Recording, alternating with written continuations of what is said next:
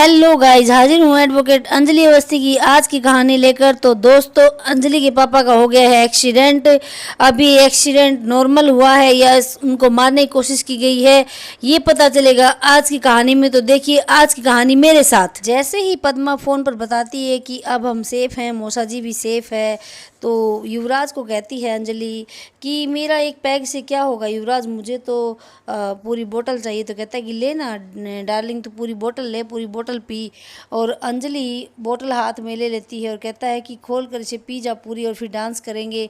और अंजलि बोतल पकड़ती है और युवराज के कान के ऊपर मार देती है। जी हाँ दोस्तों, युवराज के कान के ऊपर खींच के मारती है और फिर जो दारू का गिलास होता है उसके मुंह पर मारती है। और युवराज कहता है कि तेरी हिम्मत कैसे हुई, मैं अभी फ़ोन करता हूँ, तेरे बाप को टपका देंगे वो और उड़ा देंगे गोली से। तो कहती है कि अब तू मेरे बाप का कुछ नहीं बिगाड़ पाएगा, मेरा बाप सेफ है बिल्कुल और सुरक्षित है। और लाइटर निकाल लेती है, कहती है कि तेरे मुंह पे दारू है, अगर आया तो मैं तुझे, आगे आया तो मैं तुझे जला दूंगी, पीछे हट हट युवराज सिंह, पीछे हट। और युवराज अंजलि को पकड़ने की कोशिश करता है, लेकिन अंजलि कहती है कि अगर आगे आया तो मैं तुझे जला दूंगी। और इस तरह से अंजलि युवराज को कहती है कि अब तू मेरा कुछ नहीं बिगाड़ पाएगा, जब तक मेरा बाप तेरे कब्जे में था तब तक ही मैं तुझसे डर रही थी, लेकिन अब मैं तुझसे डरने वाली नहीं हूँ युवराज सिंह, ठाकुर युवराज सिंह। और पीछे रहना, अगर मेरे पीछे आया तो मैं तुझे जला दूंगी, आग लगा दूंगी, अब देख मैं तेरा क्या करती हूँ। और अंजलि वहाँ से भाग लेती है। युवराज पीछे से भागने की कोशिश करता है, लेकिन तभी वहाँ पर आ जाती है महक। जी हाँ दोस्तों, जो युवराज की है मंगेतर। और महक कहती है कि युवराज तुम ये क्या कर रहे हो, पहले पद्मा को तुमने मोलेस्ट किया और अब तुम उस एडवोकेट के साथ नाच रहे हो, अरे ये हो क्या रहा है तुम्हें, अरे तुम मुझे प्यार करते हो या उनको प्यार करते हो। इधर पद्मा अमन को कहती है कि थैंक यू अमन भैया, अगर आप नहीं आते टाइम पर तो ना ही मैं बच पाती, मेरी इज्जत बच पाती और ना ही अंजलि दीदी की इज्जत बच पाती। आज आपने हम दोनों की इज्जत और हम दोनों की जान बचा ली और मौसा जी को भी बचा लिया। तो फिर अमन कहता है कैसे ना बचाता पद्मा। फिर कहती है कि आप अंजलि दीदी को कैसे जानते हैं। कहता है कि मैं अंजलि से बहुत प्यार करता हूँ, अंजलि मेरी जान है, मेरी ज़िंदगी है। अगर अंजलि सुबह है तो मैं शाम हूँ, अंजलि मैं रात हूँ तो अंजलि मेरी सुबह है, मैं सूर्य हूँ तो अंजलि मेरी किरण है। तो इस तरह से अमन जो है अंजलि के बारे में बताता है। कहता है कि पद्मा, मैं अंजलि से इतना प्यार करता हूँ कि अंजलि के लिए ये लड़ाई तो क्या, मैं हज़ारों लड़ाइयाँ लड़ सकता हूँ, अंजलि के लिए कुछ भी कर सकता हूँ और अंजलि को मैं खरोंच भी नहीं आने दूंगा। तो पद्मा कहती कि इसीलिए भैया आपने पहले अंजलि दीदी की जान बचाई थी और अब आज अंजलि की दीदी की इज्जत बचा ली। तो कहता है कि हाँ पद्मा, आज मैंने अंजलि की जान नहीं मेरी जान को बचाया है, क्योंकि अंजलि मेरी जान है और मैं अंजलि से बहुत प्यार करता हूँ। अंजलि को मैं इतनी सी भी तकलीफ़ नहीं होने देना चाहता, वो तो मेरी मदद लेती नहीं है, इसलिए मैं थोड़ा सा दूर रहता हूँ, लेकिन अगर वो मेरी मदद लेते तो मैं अंजलि को इतनी सी भी तकलीफ़ नहीं होने दूंगा। तो पद्मा कहती है कि क्या भैया पता है अंजलि को कि आप राघव सिंह राजपूत के छोटे बेटे हैं। तो इस पर अमन मना कर देता है और उधर दिखाया जाता है कि अंजलि भाग रही होती है वहाँ से फरार होकर। इधर महक पूछती है कि युवराज ये सब क्या है, अरे तुम क्या कर रहे हो, कभी पद्मा को कभी उस एडवोकेट को, क्या रिश्ता है तुम्हारा उन दोनों के साथ, अरे तुम मुझे क्यों बार बार मजबूर कर रहे हो तुम्हारे ऊपर शक करने के लिए। मैं तुम पर बहुत विश्वास करती हूँ, बहुत तुमसे प्यार करती हूँ, लेकिन तुम मेरे विश्वास के, मेरे प्यार के लायक हो ही नहीं।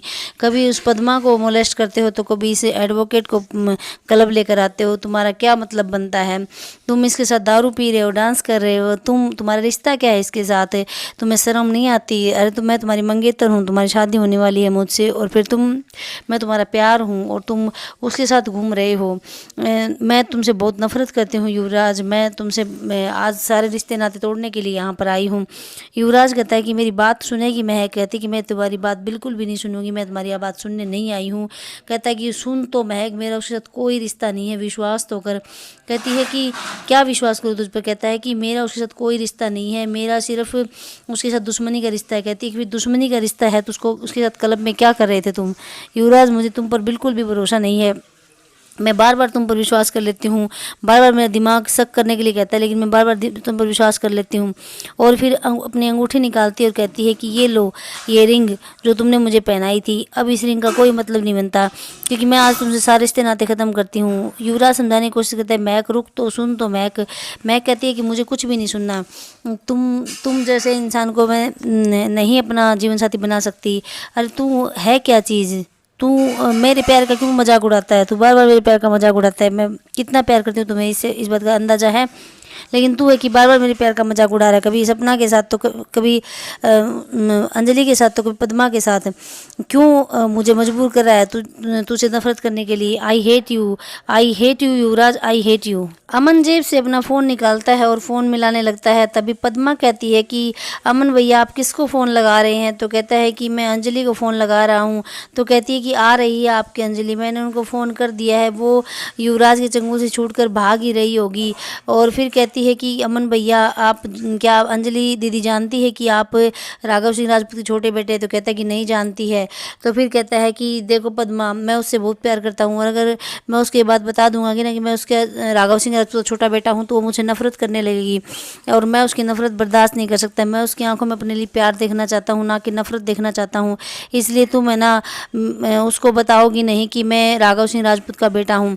कहता है कि तुमने मुझे राखी बांधी थी ना। तो कहती है कि हाँ भैया मैंने आपको राखी बांधी थी। कहता है कि उस राखी की कसम है तुम्हें, तुम अंजलि को नहीं बताओगी कि मैं राघव सिंह राजपूत का बेटा हूँ। और पद्मा याद करती है कि उसने अमन को राखी बांधी थी और अमन ने उसके सिर पर हाथ रखा था, और भी कहा था कि बहुत ही प्यारी लग रही हो पद्मा। और फिर कहती है कि नहीं भैया मैं बिल्कुल नहीं बताऊंगी कि आप उनके बेटे हो, क्योंकि मैं दीदी को जानती हूँ, वो पक्का आप सही कह रहे हो, वही जो कह रहे हो वही बनेगा, वो आपसे नफरत करने लगेगी। तो कहते हैं थैंक यू पद्मा, तुमने मुझे समझा। तो कहती है कि ठीक है, लेकिन आपकी अंजलि आ रही है, आप उससे अभी मिल ही लेना।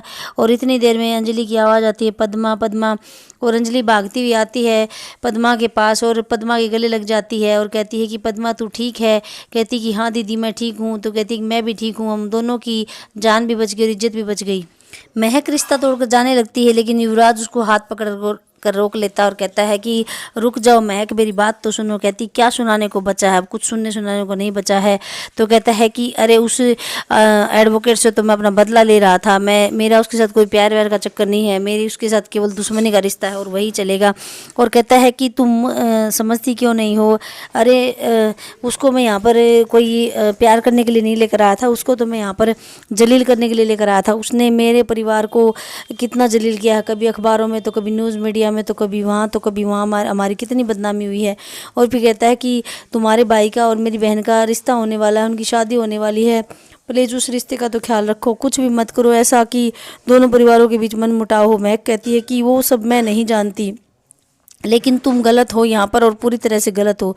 तुम्हें पता है कि मैं तुम्हारी मंगेतर हूँ, मैं तुमसे प्यार करती हूँ, और फिर भी तुम उस लड़की के साथ घूमते हो तो मुझे कैसा फील होगा। तो कहती है कि अब मैं तुझसे कोई प्यार नहीं करती हूँ, ना मैं तुम्हारे रिश्ते में रहना चाहती हूँ। तो युवराज रोकने की कोशिश करता है महक को, कहता है महक सुनो तो, समझो तो महक, मेरी बात तो सुनो। लेकिन महक कहती है कि नहीं नहीं, आई hate you, I hate you, मैं तुमसे नफरत करती हूँ, मैं तुम्हें हमेशा के लिए छोड़कर जा रही हूँ। अंगूठी थमा देती है युवराज के हाथ में और कहती है कि नहीं रहना है मुझे तुम्हारे पास। युवराज फिर से पकड़ता है, फिर से समझाने की कोशिश करता है, कहता है कि महक समझो तो, बात को तुम समझती ही नहीं हो। अरे मैंने कोई अंजलि के साथ प्यार व्यार नहीं किया है, और ना ही मैंने कोई पद्मा के साथ प्यार व्यार किया था। पद्मा के साथ तो सिर्फ एक मस्ती थी, और मैं सिर्फ मस्ती करना चाहता था उसके साथ, लेकिन उसने बात का बतंगड़ बना दिया, और साथ में उस एडवोकेट ने, तो मैं तो उस एडवोकेट की एकड़ी निकालना चाहता था। अरे वो इतना उछल रही है तो मैं तो उसको सबक सिखाना चाहता था कि तू इतना मत उछल, नहीं तो तुझे पता चल जाएगा। तो फिर मैं कहती है कि मुझे कुछ नहीं पता, मैं कुछ नहीं जानती, मैं सिर्फ इतना जानती हूँ कि तुम मेरे विश्वास के लायक नहीं रही हो, मेरे प्यार के लायक नहीं रहे हो, इससे मैं जा रही हूँ यहाँ से। मुझे रोकने की कोशिश मत करना, ना ही मेरे पीछे आना, ना ही कभी मुझसे बात करने की कोशिश करना। युवराज कहता है कि रुको तो, समझो तो। अरे मैं तो उसकी अकड़ जो वो निकालना चाहता था और कुछ नहीं था। कहती उसकी अकड़ निकालने के चक्कर में तुमने हम दोनों का रिश्ता ख़त्म कर लिया है, और ये रिश्ता अब कभी नहीं जुड़ सकता। कहता है कि सुनो तो सुनो तो मैं, सुनो मेरी बात तो सुनो। कहती कि मैं, मुझे कुछ नहीं सुनना, और वहाँ से चली जाती है। और तभी युवराज गुस्से में आ जाता है, वहाँ पर रखी सारी चीज़ें तोड़ने लग जाता है। कहता है कि अरे पहले तो ये मेरे परिवार तक पहुँची और अब मेरे प्यार तक भी पहुँच गई। एडवोकेट अंजलि अवस्थी, मुझे छोड़ूंगा नहीं। पद्मा से मिलने के बाद अंजलि देखती है अमन की तरफ और अमन के पास आती है और कहती है कि थैंक यू, आपने उस दिन मेरी जान बचाई थी और आज मेरी इज्जत बचा ली। मेरी इज्जत बचाने के लिए और भी ज़्यादा थैंक यू, कि मेरी जान बचाने से ज़्यादा मेरी इज्जत ज़रूरी थी। तो इस पर फिर अमन कहता है कि अंजलि मुझे थैंक यू नहीं चाहिए। तो कहती है आपको क्या चाहिए? कहता है कि से आई लव यू। अंजलि ये बात बोलती नहीं है और खड़ी होकर सुनती रहती है। कहता है कि अंजलि तुम सुन रही हो ना मेरी बात? अरे सुन लो मेरी बात। कहता है कि प्लीज़ बोल दो आई लव यू। अंजलि कुछ नहीं बोलती, चुपचाप खड़ी रहती है। कहता है कि अंजलि तो जब तक तुम आई लव यू नहीं बोलोगी तब तक तुझे पता है ना कि मैं नहीं मानने वाला हूँ। अंजलि कुछ नहीं बोलती, कहती है कि आपने मेरे लिए जो किया है उसके लिए सॉरी, उसके लिए थैंक यू। और आपको मैं अब क्या ही कहूँ, क्या आपके एहसान बहुत है मेरे ऊपर, इतने एहसान करने के लिए थैंक यू। और अमन कहता है कि मुझे नहीं चाहिए थैंक यू, प्लीज़ बोलो ना आई लव यू, बोलो ना। कहता है कि मैं तुमसे बहुत प्यार करता हूँ अंजलि, मैं तुमसे शादी करना चाहता हूँ, प्लीज़ मुझे आई लव यू बोल दो। लेकिन अंजलि कुछ नहीं बोलती है। पद्मा कहती है पद्मा पापा कहाँ हैं? तो कहती है मौसा जी तो अंदर ही हैं, चलो हम वहाँ चलते हैं। और अंजलि वहाँ से चली जाती है और अमन देखता रह जाता है। अंजलि घर जाती है और देखती है कि उसके पापा वहाँ पर नहीं है। तो कहती पापा पापा आप कहाँ पर हो? और अमन भी साथ साथ जाता है और अमन भी ढूंढता है। कहता है कि मौसा जी अभी तक तो यहीं पर थे, जब मैं आया था तो यहीं बैठे थे। तो फिर अंजलि ढूंढती है, बाथरूम में देखती है, हर जगह देखती है, लेकिन उसके पापा कहीं पर भी नहीं होते। पद्मा भी ढूंढती है, अंजलि भी ढूंढती है, तीनों ढूंढती हैं। पद्मा बाहर जाती है तो एक एक से फ़ोटो दिखा दिखा के पूछती है, लेकिन कोई नहीं बताता है। अमन भी पूछता है सभी से कि वो कहाँ गए, इस तरह से लेकिन कोई नहीं बताता है। फिर प्रदीप और अंकल होते हैं तो कहती है कि मेरे पापा अभी तक यहीं थे, अभी नहीं हैं। कहते कहाँ चले गए? अभी यहीं होंगे। कहती है मुझे नहीं पता कहाँ पर चले गए। और फिर स्टेफनी से पूछती है कि मेरे पापा कहाँ पर हैं? तो कहते मुझे तो नहीं पता, लेकिन इसको ज़रूर पता है। और पीछे से एक आदमी आता है और कहता है कि मैंने देखा है। तो कहती है कि तुमने कहाँ देखा है? कहता है कि जब इनकी लड़ाई हो रही थी ना, फाइट हो रही थी, तब तेरे पापा सड़क की तरफ चले गए। और इधर दिखाया जाता है कि गणेश अवस्थी जो है सड़क पर चले जा रहे होते हैं और बातें अपने आप से बातें कर रहे होते हैं कि मिलोट में मैं निर्दोष हूँ, मैं बेगुनाह हूँ, और जितना भी गुनाह किया उतना राघव सिंह राजपूत ने किया है, इसको कड़ी सज़ा दी जाए। और कहता है कि ये ना मुझे झूठा ठहराता है, ये लोगों के पैसे खाता है ये। और इस तरह से अंजलि को बताता है कि उस तरफ सड़क पर कुछ बड़बड़ाते हुए जा रहे थे खुद से ही। तो अंजलि देखती है सड़क की तरफ और भागने लगती है उधर, और अमन भी पीछे पीछे होता है। और इधर पद्मा भी ढूंढ रही होती है, लेकिन किसी को नहीं मिलता और सारे सड़क की तरफ अंजलि के पीछे पीछे चलने लगते हैं। तो फिर इधर दिखाया जाता है कि गणेश अवस्थी जो है चला जा रहा होता है और जाते जाते रास्ते में वो एक गाड़ी से टकरा जाता है। जी हाँ दोस्तों, गाड़ी से टकराने पर अंजलि के पास फ़ोन आता है और कहते हैं कि तेरे पापा का एक्सीडेंट हो गया। तो अंजलि जो है टूट जाती है पूरी तरह से और सुनकर ये विश्वास नहीं कर पाती कि सच में मेरे पापा का एक्सीडेंट हो गया, और रोने लग जाती है। पद्मा कहती क्या हुआ दीदी, अब क्या हुआ? कहती है कि पापा, आप मेरे पापा। और फिर ये सुनकर अंजलि रोने लग जाती बुरी तरह से। पद्मा और अमन चुप कराने की कोशिश करते, लेकिन बिल्कुल भी चुप नहीं होती अंजलि। उसको अपने पापा की वो बातें याद आने लग जाती हैं जो पहले उसके साथ हुआ करती थी। इधर के पापा सड़क पर गिरे पड़े हैं, खून बह रहा है, और पापा का जो मोटिवेशन था उसको याद आने लग जाता है। और इधर अंजलि, अमन और पद्मा तीनों हॉस्पिटल आते हैं, और हॉस्पिटल में आते ही रिसेप्शनिस्ट से के पास आती है अंजलि और पूछती है कि मेरे पापा गणेश अवस्थी। कहते हैं कि एक एक्सीडेंट केस आया तो है अभी, जो उनको स्ट्रेचर पर लाया जा रहा है। अंजलि के पापा को लाया जाता है। अंजलि के पापा खून में लथपथ होते हैं और अंजलि देख कर रोने लग जाती है। तो डॉक्टर कहता है कि इनका ब्लड जो है बहुत सारा लॉस हो चुका है और इंटरनल ब्लीडिंग है, और ये सब ना टेस्ट और एक्सरे करने के बाद पता चलेगा कि हड्डियां भी टूटी हैं नहीं है अंदर से। तो इसलिए हमें ओटी में ले जाना होगा और जल्दी जल्दी ऑपरेशन स्टार्ट करना होगा। और फिर कहता है कि आप ना ऑपरेशन की फॉर्मेलिटी पूरी कर दीजिए और कैश जो हो काउंटर पर जमा कर दीजिए, हम जल्दी जल्दी इनका ऑपरेशन स्टार्ट कर देते हैं। और पद्मा कहती है कि अब क्या होगा दीदी, अब कितना पैसा लगेगा डॉक्टर से पूछो। तो फिर अंजलि कहती है कि डॉक्टर साहब कितना पैसा लग जाएगा इसमें? तो कहता है कि पहले आप 1 लाख डिपॉजिट करवा दीजिए। और ये सुनकर अंजलि चौंक जाती है। कहता है कि पहले आप 1 लाख रुपए डिपॉजिट करवा दीजिए और उसके बाद जो फिर ओटी के बाद जो बनेगा वो बता दिया जाएगा आपको। और फिर कहता है कि आप जल्दी कीजिएगा, आप एक फॉर्म ले लीजिए, रिसेप्शन से फॉर्म सबमिट करवाइए, हम इनको ऑपरेशन के लिए अंदर लेकर जाते हैं, आप जल्दी जल्दी पैसा जमा कीजिए, नहीं तो कुछ भी हो सकता है, अमीन को बचाना मुश्किल हो जाएगा अगर ज़्यादा देर लगी तो। इधर फिर कहता है कि पुलिस केस है, हमने पुलिस को बुला लिया है और आप जल्दी जल्दी अपना जो है फॉर्म भरने वाला काम कीजिए। तो इधर आ जाता है इंस्पेक्टर पंकज और पंकज कहता है कि ये तो जांच के बाद ही पता चलेगा कि इनको मारने की कोशिश की गई है या फिर ये एक्सीडेंट ही था। अमन कहता है कि आप कैसे कह सकते हैं कि इनको मारने की कोशिश की गई है। जब पंकज कहता है कि इतने बुरे हालात चल रहे हैं, उन हालातों में कुछ भी कहना मुश्किल है कि इनको मारने की कोशिश की गई है या फिर इनका जो है अपने आप एक्सीडेंट हुआ है, ये तो फिर बाद में ही पता चलेगा, जांच के बाद ही। और कहता है कि मैं जांच पूरी तरह से करवाऊंगा, मैं बिल्कुल भी ये बात पेंडिंग नहीं रहने दूंगा कि इनके साथ क्या हुआ है।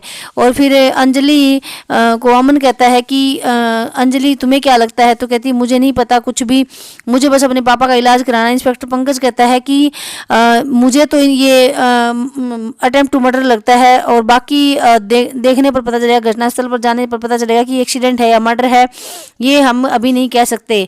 तो अंजलि कहती है कि आप जांच कीजिए, मैं अपने पापा का इलाज करवाती हूँ। डॉक्टर कहती है कि डॉक्टर साहब क्या पूरा पैसा अभी देना जरूरी है? कहता है कि वो मैंने नर्स को बता दिया है, आप अपना पैसा जमा करवाइए और हम इन्हें अंदर ले जाते हैं। तो डॉक्टर अंदर ले जाता है अंजलि के पापा को और अंजलि काउंटर पर जाती है और कहती है कि मैडम फॉर्म दीजिए।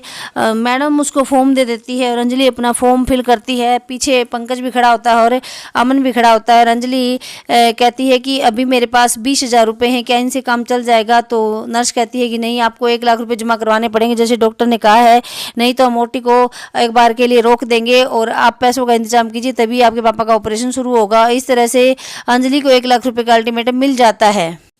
अमन अंजलि से कहता है कि अंजलि मैं कुछ कर दूं और मैं तुम्हारी हेल्प कर सकता हूं, मैं पैसे जमा करवा दूं तो मौसा जी का इलाज हो जाएगा। तो अंजलि कहती है कि रहने दो अमन, आपके बहुत सारे एहसान है मेरे ऊपर, मैं आपके एहसानों के बोझ के तले दब चुकी हूं और एहसान नहीं लेना चाहती हूं, आप रहने दीजिए, मैं ही कुछ कर लूँगी, मुझसे जो भी बन पड़ेगा मैं करूँगी, लेकिन मैं बाप की और हेल्प नहीं ले सकती। इस तरह से अंजलि जो है अमन को साफ मना कर देती है अपनी हेल्प करने के लिए। और इधर उसकी माँ का फ़ोन आता है और कहती है कि माँ बहुत सारे पैसे मांगे हैं डॉक्टर ने पापा के इलाज के लिए, मैं क्या करूँ, मुझे कुछ भी समझ में नहीं आता है, इतना पैसा मैं कहाँ से लाऊंगी, मेरे पास तो 20,000 रुपये और डॉक्टर ने 1 लाख रुपये मांग लिए हैं इलाज के लिए, लेकिन मुझे समझ में नहीं आता है मैं कहाँ से लाऊँ, क्या करूँ माँ, कुछ भी समझ में नहीं आता है।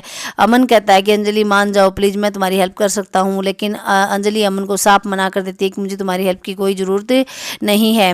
और पंकज भी देखता है कितनी खुददार लड़की है कि सामने से हेल्प के ऑफर हो रही है और हेल्प नहीं ले रही है।